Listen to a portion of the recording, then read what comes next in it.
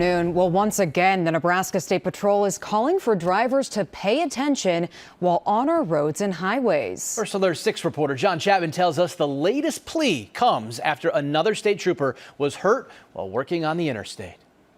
Nebraska State Patrol officials tell us this latest crash involving a trooper is the third in less than 2 weeks. Last night was by far the most serious because our trooper was sitting inside the cruiser that you see behind me when the crash occurred. She's still in the hospital this morning, but thankfully all indications are she's receiving expert medical care and none of her injuries are considered to be life-threatening. When you look at her patrol vehicle, we very well could have been talking about losing a trooper in the line of duty. This is the third crash involving a Nebraska State Patrol cruiser. The other two incidents also happening on I-80.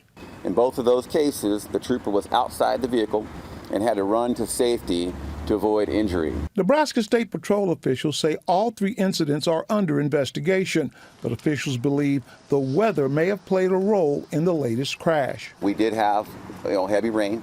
We had probably water on the roadway, so we encourage you to drive within the conditions. Roadway conditions are so important. Nebraska officials say drivers can help make our highways safe by following state law and moving over when they see trouble. When you approach a crash scene, traffic stop, work zone, or even another motorist pulled over onto the shoulder of the roadway, move over, slow down, and give them room to work safely.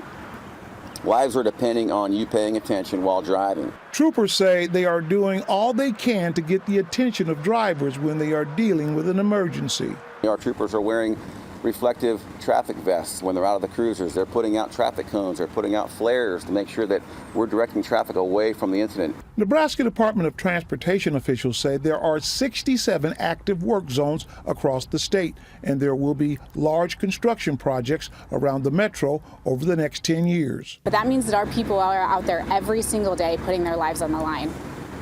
That we rely on Nebraska State Patrol and our law enforcement agencies to make sure that people are doing the right thing. This alarming trend must change. Our troopers, along with other crash responders, tow operators, and road crews, deserve better from our motoring public. In Omaha, I'm John Chapman, First Alert 6. John, thank you. Kyle McCasey was the last Nebraska State trooper killed in the line of duty. Trooper McCasey died in February after he was hit by a snowplow while responding to a crash on Interstate 80.